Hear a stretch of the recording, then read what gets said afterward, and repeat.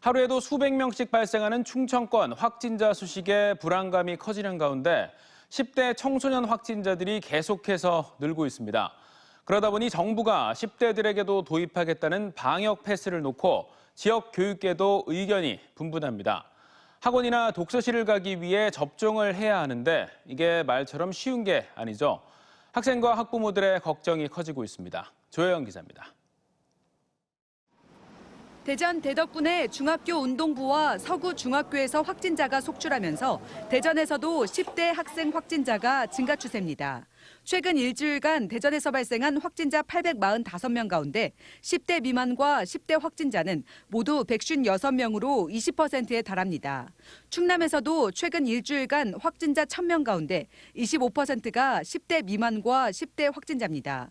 학생 확진자가 계속해서 증가하는 추세지만 10대 접종 완료율은 대전 31.1%, 충남 32.4%에 불과합니다.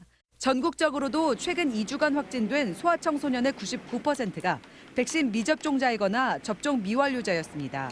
청소년 백신 접종률을 높이기 위해 정부가 청소년 방역 패스를 내년 2월부터 도입하기로 했습니다.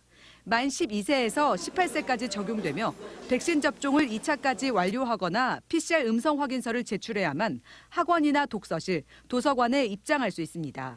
하지만 일부 학부모들과 학생들은 백신 접종에 대한 불안감이 여전한 상황에서 청소년 방역 패스 적용은 말도 안 된다며 반발하고 있습니다. 고등학생까지는 괜찮더라도 초등학생과 중학생 접종에 대한 우려의 목소리가 높습니다. 특히 내년 1월 말까지 접종을 완료하려면 이번 달 셋째 주까지는 1차 접종을 해야 하는데 기말고사 기간과 겹쳐 부작용에 대한 걱정도 큰 상황입니다. 부작용도 많이 나타나고 있고 안전성이 확보되지 않은 상태에서 강제적으로 청소년에게 백신 접종을 적용하는 것에 대해서 상당한 우려가 있고요. 학부모로서 반대하는 입장입니다. 독서실과 학원 등이 방역 패스 적용 시설에 포함된 것도 반발이 큰 상황입니다. 학생들의 학습권이 제한되는 건 부당하다는 이유에서입니다.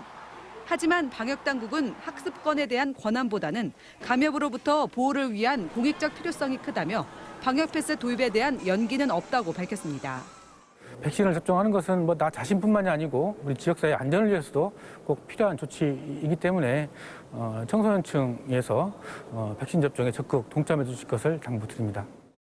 한편 종교시설을 비롯해 결혼식장과 장례식장, 마트와 백화점 등은 방역패스 의무 적용 대상에서 제외돼 청소년 방역패스 도입에 대한 실효성과 형평성 논란은 당분간 계속될 전망입니다.